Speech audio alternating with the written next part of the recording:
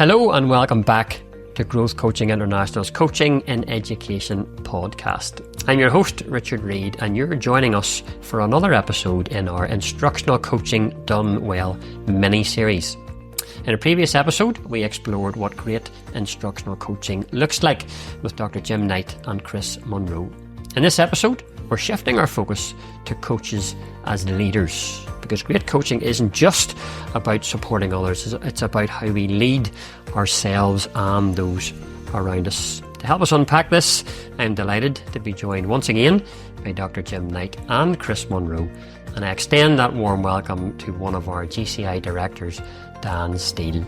In this episode, we'll be diving into some key ideas, including how we navigate the challenges of leadership, particularly when we get stuck and ego gets in the way, why self-care is an essential leadership skill, and how great coaches balance ambition with humility. We'll also explore how coaches create alignment, make great decisions, and clarify their purpose. So let's get started with leading ourselves. Jim, I'll come to you first. Can you share with us a little bit about what you mean by getting stuck as leaders and the challenge of ego? Yeah, I think that the challenge of ego is that it's destructive in so many different ways. I've read a lot about trust because I wrote a section on trust for better conversations. And again and again and again, what erodes trust is self-interest, and what increases the likelihood of trust is benevolence. And so if it's all about me, it's less likely that people will want to embrace what we have to share. But the other thing is, if ego is what drives you, an absence of humility, it's going to interfere with your capacity to learn. I wrote an article called The Learning Zone, or Escape from the Learning Zone. And in that article, I talked about how if you want to be a learner, you have to sort of approach learning opportunities from a place of humility. We should actually be reading people who have different opinions than ours and really trying to hear it. And when someone comes to us with a criticism or a suggestion, instead of being defensive and explaining it away and blaming them, we should be open to hearing what they have to say. And so humility can block our capacity to be successful because it's going to erode trust. We'll be less successful that way. It's also going to get in the way of the opportunity to learn. And I think when it comes to the role of being a leader, that you don't mobilize people by having them follow you and build your ego up. You mobilize them by having them embrace a vision that's powerful. I mean, life is short. Why shouldn't you be working on something that's good for society as opposed to good for yourself? So lots and lots of ways. And it's not to say that you should walk around with your, head between your knees and heartbroken. But humility also doesn't mean that I'm not going to speak up and say what I need to say. It doesn't mean I'm giving up. I'm lacking efficaciousness. Humility just means I'm open to hearing another person's perspective. When I wrote about this a while back in a column about humility, I started off with this quote from another author, and he told his friend, I'm writing a book about humility. And his friend said, well, you've got objective distance from the issue. And there is a sense in which I feel funny talking about humility. Like, I'm such a humble guy. I think it's a challenge always to recognize that pride is waiting around the door and ready to devour us. And if we give into it, we're gonna limit our ability to learn, to lead, to motivate other people, and to foster trust. So I think it's a critical thing. But I want to stress again, humility doesn't mean we don't say what has to be said. Humility doesn't mean we let people walk all over us. Humility just means, I think really what humility means is we have a fairly realistic picture of reality, that we succeed because of others, not just because of ourselves, and that there's a lot to learn. Yeah, I think that's really helpful. And I'm going to be so bold here, Jim, as to quote a local author over here in Northern Ireland, C.S. Lewis, when you think about humility. And he says, humility is not thinking less of yourself, it's thinking of yourself less. So when it comes to that, leadership and coaching, I think that's a really healthy way of looking at the whole term humility. So that's been really helpful, Jim. Thanks for sharing your thoughts on that one. Dan, I'd love to bring you into the conversation at this point and ask you to share some thoughts on practicing self-care. What does that look like when it's done well? That's That's a very big word, isn't it? The self-care. I think when I was thinking about this from my own perspective of seeing this in action with the instructional coaches in schools, also being an instructional coach myself, my first thought was similar to, I think Simon Sinek talks in some recent writing about the infinite game. Like there's certain things where you can never win the game. Like we never win education. It's always emerging. It's always innovating. It's always changing. So I think the thing when I was first an instructional coach, I thought, right, there was some end point, but it never ends at any point. And I tried to go really, really big. So I guess my first thought around that was trying to break it down into small parts. Like, what are your leading indicators? What are your small signs of success first of all? Like, what do you see for yourself? Are your wins, your quick wins, your longer term wins? Getting really clear on those indicators of success, because otherwise, if we talk about instructional coaching or leading change, that can seem really big and be quite daunting. And that can be really hard too. So it also made me think about Dr. Kristen Neff's work around self-compassion, which one of the first things she talks about is reminding yourself that you're not in this alone, so that there's other people that are going through this change and this struggle too. So, but something that I heard that worked really well was another instructional coach that I worked with. And they said the question that they used to ask themselves was, what would I say to my best friend if they were talking about the struggles, the challenges, the leading the change, the dealing with resistance, the wanting to make improvements quicker than they are? And the question they started asking themselves was, well, what would I say if this was my best friend? And that suddenly changed the voice they were having. Instead of thinking, oh, we're not doing enough cycles, or I'm not seeing enough coachees, I'm not doing enough. And suddenly that changed when they started trying to talk to themselves as if they were their own best friend. I think that's helpful. And for a lot of our listeners, particularly those folks, I think, who are new to instructional coaching, those are sort of things that, needs to be front and center in their thinking when it comes to the whole idea of self-compassion and health. Dan, thank you very much for sharing your thoughts on that one. I want to move into the whole area of leading others. And Chris, I'm going to come across to you. Could you share with me a few thoughts around the whole idea of balance ambition with humility? The first thing to say is it's a constant balance, isn't it? Because most of us end up in instructional coaching or leading professional learning or middle leadership roles because we care deeply about, I was going to say we care deeply about change. I don't think I would have said that when I was actually doing it. I think I'd actually rather have less change. But I think we care deeply about supporting others to make improvements in the practice for students. And I often say, not because what we're seeing happening now is hopeless, not from a deficit point of view, but that can be a really challenging thing to do. So that ambition for change or ambition for movement or progress, there's other words we can put in there, in the interests of student and educator flourishing. I think that one is hand in hand. That leading yourself and self-compassion and so on is about ensuring you're at your best in order to be of best service to those around you. That applies to the teachers too. A teacher who isn't in a good place, doesn't feel that sense of competence and self-efficacy and so on, is not in the best place to serve the learning and well-being of the children in their charge. So I think one goes hand in hand. And I sometimes see this in new instructional coaches more. They're so keen to be helpful that helpfulness overruns into, I've got so much to offer, I've got so much to help, I can see all the need here. And then there's a frustration of the people that need me aren't the ones who are saying, come in and help me, Richard. They're not opening the doors are closing as I go down the corridor. And so overplaying that ambition can result in you being too pushy, oversharing, having too much, overwhelming, and so on. And it's most often coming from a good place. Sometimes you hear lines of but the kids don't have time to wait. Change needs to happen in Richard's class right now. And you've got to be able to sit, well, how's that going to work out for you? If that's the way, we go back to the partnership principles, we go back to how you show up as a coach.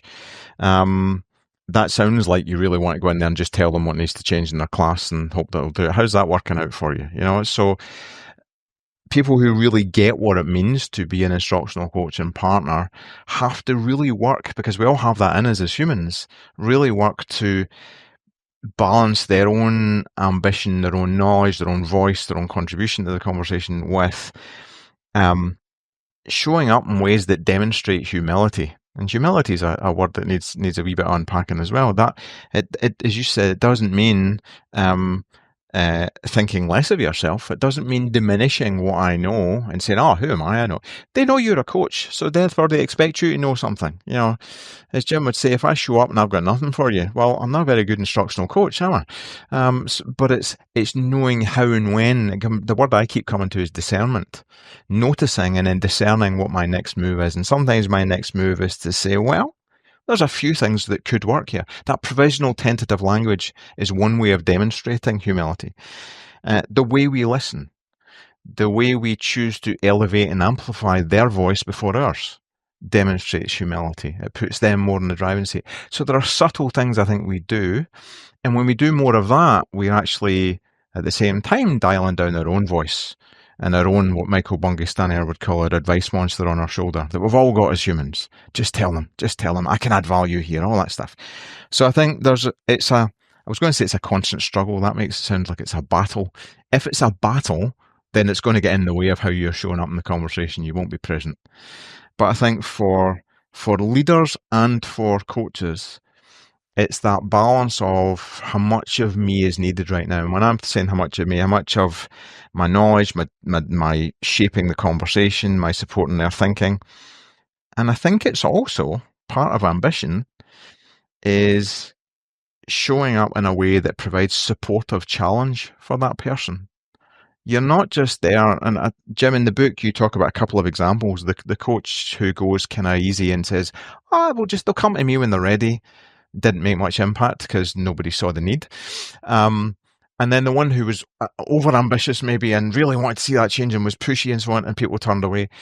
And then the ones that are successful are the ones who balance that, who nudge enough, words like nudge and supportive challenge rather than direct challenge. You need to change, you need to do that differently. So you do that in the way you use data, you do that in the way you partner with people, you come alongside them, you shine light on things, you help them see reality. And so for me, I think it boils down to coaches understanding that being helpful is not just about what you know. And sometimes that's the way we see it. As humans, we have that advice-giving tendency. My way of being helpful in this conversation is to share what I know. And so when you start to rein that in and see other ways of helping that person think and make progress, you start to strike that balance between ambition and humility, I think. And I think a key word there, and you've gone back to that a number of times, Chris, is the word balance. And I would imagine, if I'm picking you up properly here, is yes, it is ongoing for all coaches. This is an ongoing development. So I would imagine there's an element of reflection in there. As I develop as a coach, I need to have that element of reflective practice in what I do. And I'm asking for people for their feedback. How is this landing with you? And I think, you're right about stretching people, and getting that balance where you want to, that idea of ambition for movement. I think that's really, really helpful. You're challenging people, but with high support at the same time. And the two are coming hand in hand. And you've just reminded me of one of my favourite quotes. There's a bit, I think it's at the start of High Impact Instruction, where we talk about personal bests, or Jim talks about personal bests.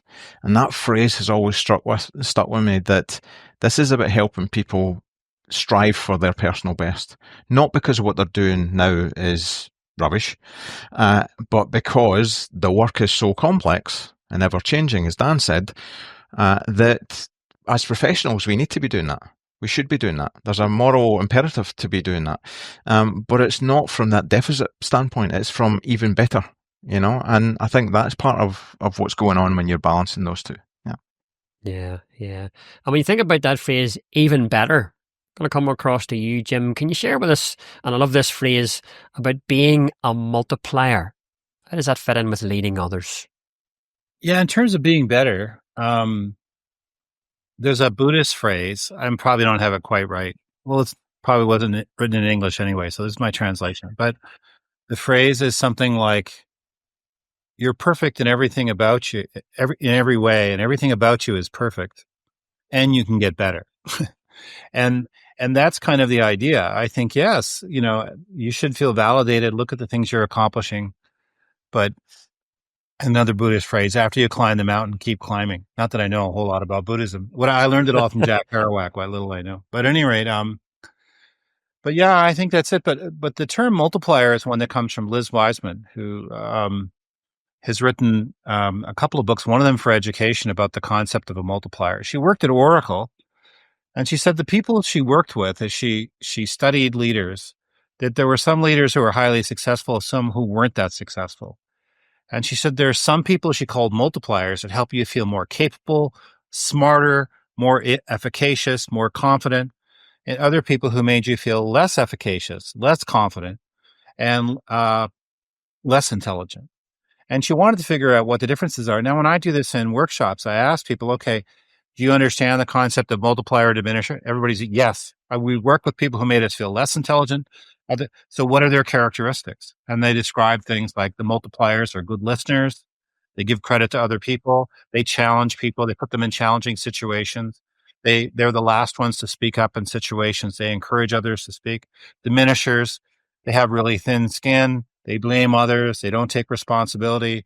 They take all the credit. And so they're pretty quick to list off, this is a diminisher and this is a multiplier. But the other part of it is, as Liz Wiseman says, is there are what she calls accidental diminishers. And that's where you diminish people unintentionally. Your heart is to encourage, but actually your actions make things worse, not better.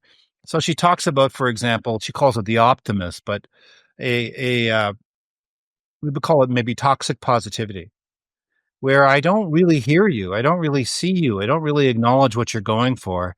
I just sort of say, put on a happy face and let's go forward. Don't be so negative. Well, I think if you really see the other person as a real person, then you shouldn't have toxic positivity. You should really see them. You can diminish other people by having all the ideas and just coming in, here's another thing, and here's another thing, and here's another thing, and diminishing what people do.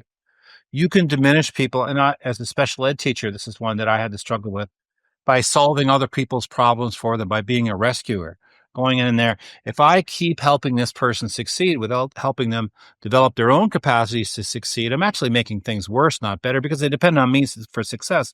It's great that they can come to me and say, hey, I passed. Thank you so much. I couldn't have done it without you, but actually I want you to learn how to do it without you. And if I'm a rescuer, I diminish you. And just being someone whose pace doesn't match the person you're dealing with. We're pushing so hard for change that it could wear people out. There's other things she says too, but that concept of being a multiplier diminisher, it's one of those things that I like a lot in terms of thinking about what it is to be a leader, to ask myself, are my actions really helping this person be better, or are my actions actually diminishing their capacities? I think it's just a very healthy thing from a coach's point of view to be asking him or herself, where have I been a multiplier today?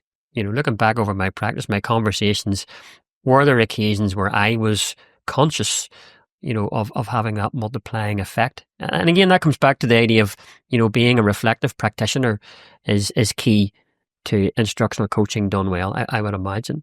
Dan, can I bring you into the conversation again? I would love to hear your thoughts on the term creating alignment within instructional coaching. Well, I mean, look, as coaches, we love to really dig into what does that word actually mean? What does that look like? Tell me more about that.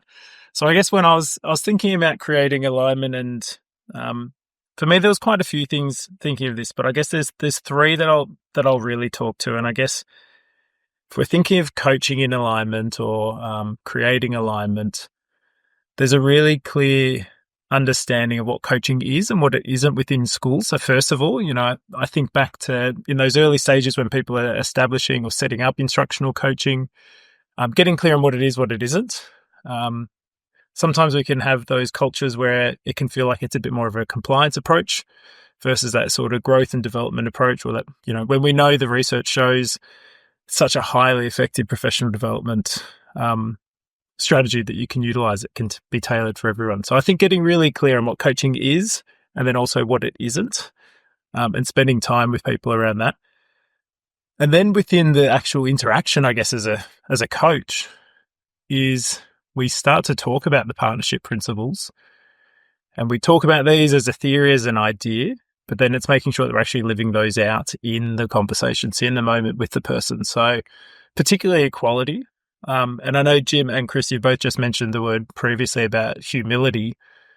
Like when you're coaching someone, it's a perfect opportunity to live it out and model it and be in alignment with the person. Give them the power. You don't need to be the one doing all the talking. And yes, we've got expertise by being an instructional coach. Underneath that says that we've got expertise and strategic knowledge, but it's the humility to know when that's needed to be brought in, when it's not. We might be experts in certain aspects, but the person is an expert in their world. They're an expert of those kids on a Friday afternoon and what could potentially work or not work, or that setting. So I think for me, it's really that idea of when we're talking about the alignment that we're actually living out those partnership principles, especially equality. And then the third one that I think is probably connects to the work that Christian Van Nieuwburg and Helen Gormley did around coaching cultures. So that idea of, I was thinking about, and Jim, you might have different thoughts, and Chris, different thoughts around this, but I was thinking about part of really successful coaching cultures, we get really great alignment to strategic priorities. So it's not an extra, it's built in. So I guess for me, I was thinking about there's an alignment. The coach brings this alignment to what the schools or the context strategic priorities are alongside the needs of the teacher. So almost like that freedom within form. So the coach brings that sort of expertise, but again, they've got the humility to know when they bring that in and out within the conversation, while always being of service to the person that's there with them, knowing that they're the expert of their world, their class, and their life. You know, they've got all that experience that they can tap into. Well, I'll just add that for me, it's pretty simple. It's that when I'm coaching, I want the teacher to set a goal they really want to go after, and then I want to support them in that goal. And so alignment is when they're clear on where they're going to go, and I got the concept from Miller and Rolnick's motivational interviewing, and they said, you can have a wrestling match, or you can dance together. And alignment is where the two people are in synchronicity, working together, because the person knows what they want to accomplish, and I'm trying to help them achieve it. So I think it's pretty similar to what you said, but for me, it's really, it starts with the goal of the person. And Miller and Rolnick would say the concept of resistance doesn't exist, because if I'm really coaching effectively, they're talking about therapy, but if I'm really coaching effectively, I shouldn't be trying to get them to do my thing. So resistance shouldn't be possible. What I should be doing is creating the conditions for them to pick the thing they really want to go after, and then support it. That's kind of how I see it. Yeah, no, you're right, Jim, and it is similar to what Dan has said, because you talk about alignment there, and Dan, you mentioned the idea of bringing it into alignment with the school's priorities, and I'm thinking here in Northern Ireland with our school development planning hat on, coaching needs to come in to, in many ways, enhance that. It's threaded in to enhance what we do day in, day out in our school, which is ultimately, improve the outcomes for the young people that are coming in through the door in the morning time. And I think that alignment is really, really important. And love that phrase. And I suppose, as coaches who are listening, wouldn't it be interesting to ask yourself during those coaching conversations, are we dancing or are we wrestling here? I think that's a lovely way of thinking about alignment. And I'm not a great dancer, Jim, I'll have to be honest, but the idea in my head of that conversation, and Dan, you alluded to this, where you're in alignment with the other person, I think that's been really, really helpful. Jim, when it comes to making good decisions, I'm thinking about leading others within instructional coaching. What do we mean by making good decisions? Well, I want to say one more thing about alignment first, which is I see it. Alignment is not the teacher doing what the systems decided they need to do. Alignment is about the teacher identifying what they want to do, and then the system helping them pursue it. And what they want to do needs to be a goal that will have an unmistakably positive impact on kids. So I don't think we move things forward by having teachers do what they're told.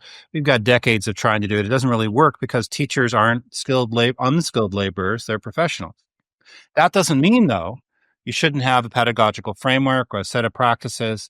I think having that kind of breadth of knowledge across the system, widespread understanding around our foci could be really helpful. It's just that what translates that big vision into practice is saying, okay, we have this, let's say it's the Victorian high impact teaching strategies. And we're kind of using this. If everybody knows about that, then the coach can say, which of these strategies can we use to address your biggest issue? So you can bring the two together, a global picture and that small thing.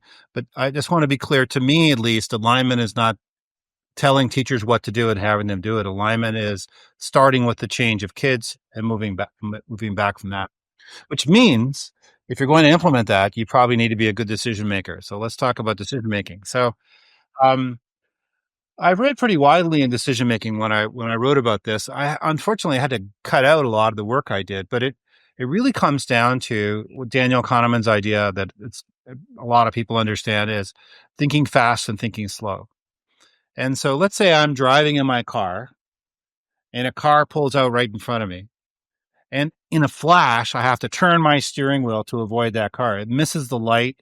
And that's thinking fast. I have to react in the moment. I have to decide what I'm going to do. I don't have time to plan and weigh my options and so forth. I have to deal with it and deal with it quickly. The section option, thinking slow, is what if I don't get out of the way of the car, we have an accident? Thinking slow is saying, should I sue this person for the way they drove? And in professional learning and life, we're going to have moments where we have to think fast. We have to have moments where we have to think slow. So for coaches, there's a lot of thinking fast in the midst of a coaching conversation. I've had the pleasure of watching Chris do lots of coaching conversations. His brain is clicking all the time, and he's fully present. But at the same time, he knows he's going to have to make an adjustment. He's going to ask a different kind of question, and that's thinking fast. In the moment, I have to make this decision. So what I say in writing about this is it's important to have in your mind some mantras to help you make your decision, or mantras or principles or precepts or whatever you want to call them. So for example, Christian Van Noorberg's goal is, it's not about me. And so when he's trying to figure out what the next step is in coaching, he's trying to make a decision, he'll go, it's not about me. So what do I do to help this person flourish? My question is, who's making the decision here? Michael Bungay Stanier's mantra is, be curious just a little bit longer. And your mantra or a set of mantras could be something different, but having some kind of heuristic or rule of thumb, rule in your mind to help you make a decision. That's how you deal with the quick decisions, because in every situation, Christian's going to say, oh, what's best for the person I'm coaching, not what's best for me. And that's going to help him make good decisions. When you're thinking slow, it's kind of what we ordinarily do. We analyze the situation and we look at it and we find some way of sorting it out. So gathering a lot of information up front to make a decision is helpful. Looking for more than one perspective. I'm going to buy a car. If I can find out all the different dealerships around me, what they sell the car for, it's really quite helpful. In negotiation, they talk about the best alternative to a negotiated agreement. What are my other options before I come into this negotiation? Then once I've gathered all that information, I have to kind of sort of sift through it and say, what are redundancies here? What are things I wouldn't consider? Get down to the nub of what are my choices. And then I think it's really important to say, well, in this situation, what matters most? So sometimes when we're with teams and we're trying to decide which option we're going to do, we simply narrow it down to two simple things. What's going to be most powerful and what's going to be easiest? And we look for the thing that'll be easiest and most powerful is the thing we're going to do. You could have richer criteria, but that's usually a quick way of processing it. When I was a full-time researcher at the University of Kansas, I'd worked for decades with my colleagues, and Don Deschler, I respect him so much. We named our one award we've got in our organizations, it's named after Don Deschler. But I was trying to decide, should I stay at the university or should I leave and go on my own? So I kept having these conversations and I was wrestling around with what should I do, considered all the options. And then I read Heath and Heath's book, Switch, and they said, well, what are the values that really matter? So I said, well, it really matters that I do what's best for my family. It really matters that I do what's best for the world, make the most positive impact. Next is I want to honor the people I work with. And last thing is I want to have fun. I want to do things I actually enjoy. And those four things, once I got clear on it, well, family comes first, then making an impact, then honoring my colleagues and enjoying my work. Once I got clear on those criteria, the decision was quick. I could make it really quickly because I thought it through. But it took me a while to think through all the possibilities. So the key thing I'd say is thinking slow is a traditional model, but the more perspectives you can get really clear on what matters so you have criteria to help you process it. Thinking fast to know what your principles are or your mantras. What are the heuristics I'll use to sort through this whole thing? And those are the ways I think you can make a big difference. And the last thing I'll say, and a lot of people, I read a lot about decision making, is people rush really important decisions in their life. Like, should I buy this house? Should I change my job? Should I marry this person? Some of the most important decisions they'll change their life they make without even thinking. And so I'd say the last thing I'd say is getting clear on how to make decisions and making good decisions when they matter is really, really, really important. Fantastic. And that's just a lovely segue in about getting clear and clarity. Chris, for the last point that I want to raise is around clarifying your purpose and ultimately knowing what great leadership is. What are your thoughts on that? You left the biggest one for last. Clarifying your purpose. I think that I make so many links here. I love the way this conversation has just flown from one to the other. So this is back to the big picture thing again. If I don't have a clear sense of what my purpose is as an instructional coach, as a leader, about what's really driving me, and it links to even things like self-determination theory, Jim, in terms of people need to be really thriving in their role, they need a deep sense of purpose. So we could talk about moral purpose, and it's about the students. It's not about me. It's not about it's not about the practices. It's about the student learning and well-being and so on. It's about the educators around me flourishing and thriving in their role. And we all have our own stories of what drove us to the roles that we ended up in at different stages. And we have the privilege of supporting and coaching and leading others who have their own aspirations and things. And right underneath that, sometimes you need to help people dig into what is it that's really driving you here? What do you see your purpose as? And sometimes there's a barrier there or an obstacle, a speed bump. I'm being gradually more professional, aren't I? That they hit because their sense of what, especially for instructional coaches, their sense of purpose and what they're about isn't aligned. Let's use that word again. Or there's a mismatch between that and what their line manager or leaders or system leaders has said they have to do. Jim, we've talked and written in this in the past about call off the fidelity police, one of my favourite blog posts in Radical Learners, because the system is kind of administering them as the police of the strategies and you will do it this way, whereas that wasn't really why they got into instructional coaching. The driving purpose underneath that was, I want to support educators to develop better outcomes for students.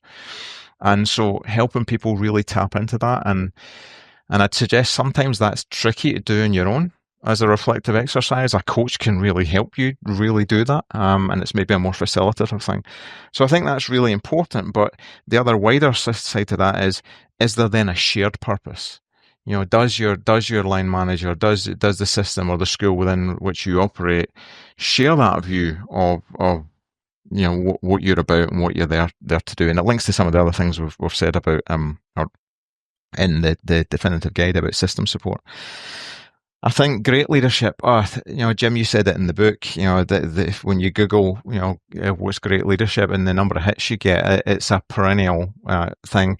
We've thrown around terms in schools like instructional leadership and so on, and that's still a bit fuzzy as well.